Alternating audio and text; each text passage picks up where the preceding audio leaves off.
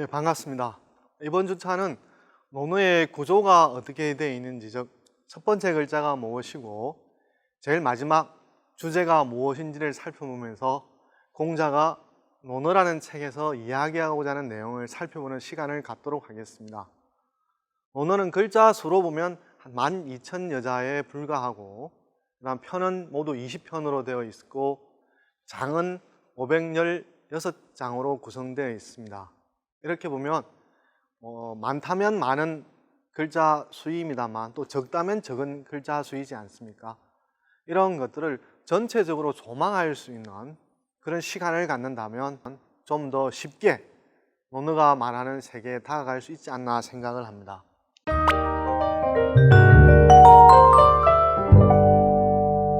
여러분들한테 퀴즈 아닌 퀴즈죠. 논어라고 하는 책은 무슨 글자로 시작을 할까요? 아마 논어를 처음 보신 분은 아마 공자이지 않을까 이렇게 생각할 수도 있는데요. 아마 실물을 보도록 하겠습니다. 논어는 모두 다가 20편으로 되어 있습니다. 그리고 이제 첫 편이 이제 학이인데요. 그리고 둘째가 위정, 셋째가 팔일, 마지막이 이제 요활인데요. 이렇게 편 20편의 편명 이름을 정하는 데는 특별한 의미는 없습니다. 단 어떤 거냐 그러면은요, 앞에서 제가 이제 질문을 던졌잖아요. 논어라고 하는 책이 무슨 글자로 시작을 할까요? 라고 할 텐데, 아직 실물을 보지는 않았습니다만 보면 바로 답은 나오는데요. 많은 편들이 이제 자왈 두 글자로 시작을 해요.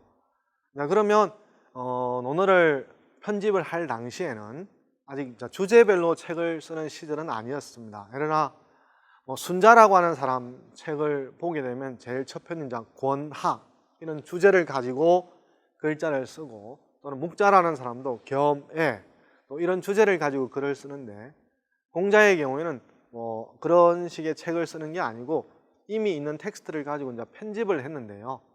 자왈이라고 하는 글자를 빼고 나서 두 글자 내지 세 글자를 가지고 이제 제목을 다는 거죠. 왜냐하면 편마다 가장 앞에 있는 글자를 가지고 제목을 달면 많은 편 제목이 자왈편이 되어버리면 편제상에서 구분이 안 되지 않습니까? 그래서 자왈을 빼고 그 다음에 나오는 글자 중에 두 자나 세 글자, 그러니까 첫 번째는 학이편은 제일 먼저 자왈이 나오는데 학이, 그래서 자왈 다음에 나오는 학이 두 글자를 편의 제목으로 뽑았다고 할 수 있습니다. 그러니까 단순한 기준이지 특별한 의미가 있는 기준이라고 할 수는 없습니다.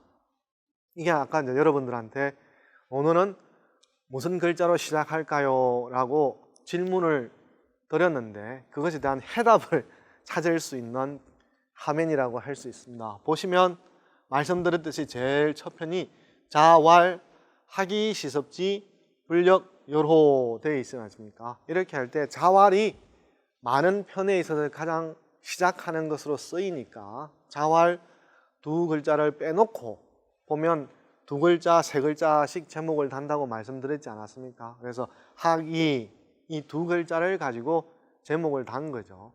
그럼 이제 제가 처음에 던졌던 질문의 답을 찾을 텐데요. 논어에서 무슨 글자로 처음 시작할까요? 물으면 자왈을 빼고 학자가 바로 배울 학자가 논어의 12,000글자를 이끄는 제일 앞에 있다. 여러분 겨울에 철새 또는 물속에서 어류가 집단으로 이동하는 장면을 여러분 생각해 보세요. 기러기가 갈 때 보면 시옷자 형태로 편대를 이루고 있지 않습니까? 그러면 제일 앞에 있는 기러기가 나머지 뒤따라오는 방향을 쭉 이끌어 가지 않습니까? 마찬가지로 논어에서도 왜 수많은 글자, 수많은 발언, 수많은 텍스트들이 있을 텐데 제자들이 공자가 죽은 뒤에 책을 묶으면서 편집하면서 하필이면 학이라는 글자로 시작을 했을까? 이것은 공자의 생각을 가장 잘 반영하는 것일까? 아닐까? 이것이 이제 중요한 질문이 될 수가 있겠습니다. 그래서 논어의 첫 구절을 다시 한 번 더 말씀드리면 자왈, 학이, 시섭지, 불력, 열호가 되어 있는데요. 그러면 논어에 있어서는 이 학자가 가장 먼저 출연한다라고 하는 사실은 다시 한 번 더 강조해 마지 않습니다. 그러면 다시 이제 두 번째 질문을 하나 던진다면요. 만약 공자라고 하는 사람이 유일신 문화에서 태어나서 활동을 했다면 논어라고 하는 책은 제일 첫 글자가 무슨 글자로 시작을 했을까요? 라는 거죠. 아마 여러분 저 유일신 하면 여러분들이 많이 아실 것이다만 우상숭배, 나 아닌 다른 신을 믿는 것을 허용치 않습니다. 여러 가지 율법 중에 자기 외에 다른 신을 믿는 걸 허용하지 않습니다. 그래야 유일신이 되는 거죠. 그러니까 이 유일신 문화에서 가장 강조하는 것은 뭐냐면 유일신 자체를 믿느냐 믿지 않느냐, 그 신, 다른 신이 아니라 바로 그 신을 믿느냐 믿지 않느냐라고 하는 게 가장 중요한 출발점이라고 할 수가 있겠습니다. 그런 측면에서 바라보자면 논어가 만약에 유일신 문화에서 쓰여졌다면 제일 첫 글자는 학자가, 배울 학자가 아니라 아마 믿을 신자로 바꿨을 거라고 생각을 합니다. 그렇다면 제가 왜 학이라는 글자로 시작했을 때랑 신이라고 하는 글자로 시작됐을 때랑 그 차이가 무엇이길래 이렇게 강조를 하느냐라고 아마 의문을 가지실 텐데요. 이 동아시아에도 유일신과 다르기는 합니다만 다양한 신들이 있습니다. 이게 서울의 그 경복궁에서 신촌 쪽으로 가다 보면 사직터널이 있는데요. 그 사직터널은 사직단에서 이름을 따온 것이죠. 조선시대까지만 하더라도 오늘날처럼 정보라든지 어떤 산업이 어떤 모든 사람들의 먹을 것을 살리는 먹거리의 근원이 아니라 농업 사회였잖아요.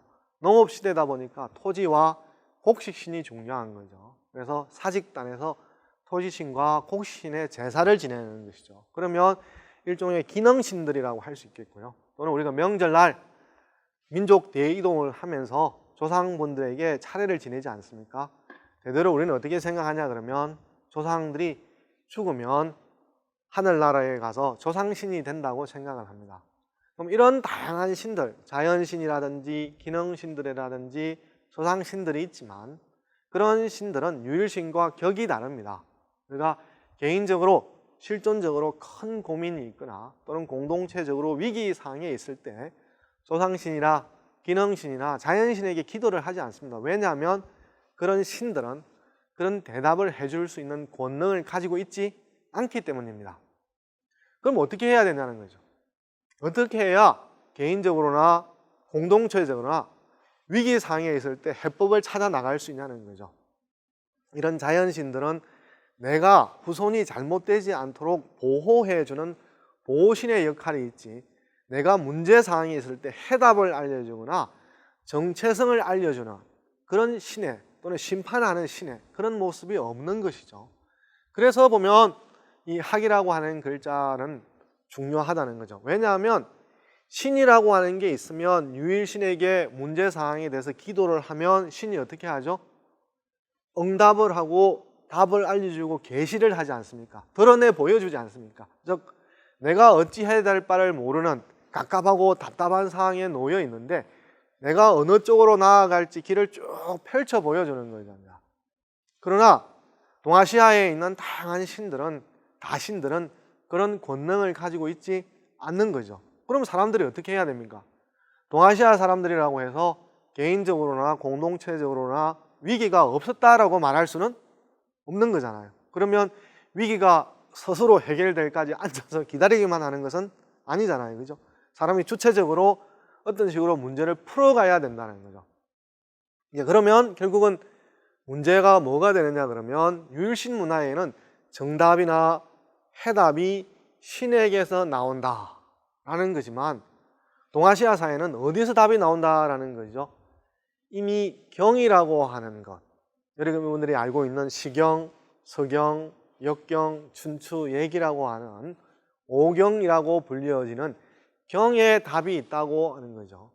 그러면 여러분들이 개인적으로나 공동체에 문제가 생겨서 어떻게 해야 될까요? 라고 하는 물음, 궁금증이 생겼을 때 경을 펼쳐봅시다.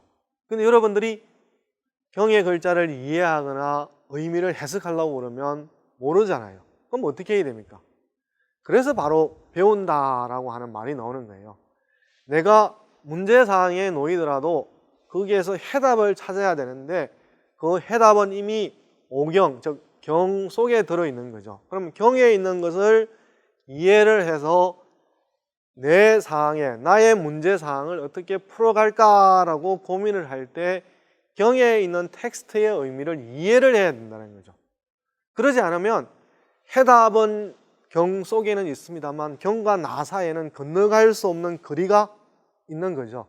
여러분 어떠는 거죠? 문제를 못 풀 때 도무지 어떻게 해야 될 줄 모르겠다. 그럼 문제와 나 사이에는 건너갈 수 없는 깊은 간격이 있는 거잖아요. 여기도 마찬가지죠.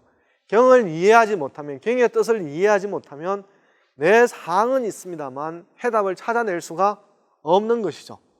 그런 측면에서 내가 경을 배운다라고 하는 것은 문제사항에 있는 나, 어찌할 줄 모르는 나가 그 사항을 풀어서 더 크고 넓은 사항, 넓은 세계로 나아갈 수 있는 거죠. 그렇게 된다면 미래의 나를 만날 수 있는 길은 배우느냐 배우지 않느냐의 차이에 달려있다라고 할 수가 있습니다. 이것은 자연신과 또는 다신 문화에 있어서 인간이 처해져 있는 조건에서 근원적인 상황이고, 그런 근원적인 상황에서 문제를 해결하려고 그러면 배워야 산다 라고 하는 것이고, 그런 취지가 오늘의 첫 편, 첫 구절에 드러나 있다고 할 수가 있겠습니다. 그렇지만 율신 문화에서는 사람과 신의 관계가 계약, 신의 형상을 담게 만들었고 신의 뜻에 따라 살도록 계약되어 있는 거죠. 한 사람 한 사람과 신이 계약한 건 아니고 원초적인 인류가 신과의 계약 상태가 있는 거죠. 그러다 보면 인간은 신의 뜻 또는 정의를 실행할 의무를 갖고 신은 계약 준수에 따라서 심판을 하는 거죠. 이게 무슨 말씀이냐면요, 여러분도 일상적으로 주말이거나 주중이거나 개인적으로나 업무상으로 약속을 정하지 않습니까? 약속이라는 글자가 재미있습니다. 둘 다 묶을 약자, 묶을 속자입니다. 뭔 뜻이냐 그러면 특정한 시간과 특정한 장소, 나와 상대방을 묶는다는 거예요. 다른 사람을 묶으면 안 되는 거죠. 그 시간에는 그 사람을 만나기로 묶는 거죠. 그래서 우리가 약속관념이 철저하다는 것은 묶은 정도가 강하다는 뜻이고, 약속관념이 희박하다는 것은 묶는 정도가 느슨해서 누구든지 손을 뺄 수가 있다는 뜻이죠. 그러면 사람은 약속을 하더라도 지키는 사람이 있고 어기는 사람이 있잖아요. 여러분도 저녁에 술자리를 가질 때 늦게 오면 흔히 그러잖아요. 너가 오늘 늦었으니까 술값을 내라, 그렇게 말하지 않습니까? 그럼 신도 마찬가지예요.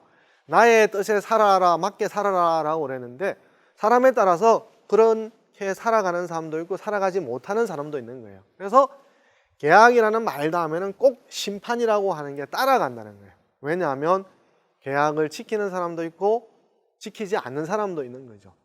그럼에도 불구하고 사람이 무엇을 해야 될지 모를 때 기도하게 되면 신의 글에 대해서 응답을 하는 맥락으로 삶의 패턴이 이루어지고 있으니까, 유일신 문화에서 신이 강조된다고 한다면 동아시아의 문화에서는 경에 있는 뜻을 알기 위해서 배워야 한다는 측면을 강조했다고 할 수가 있겠습니다.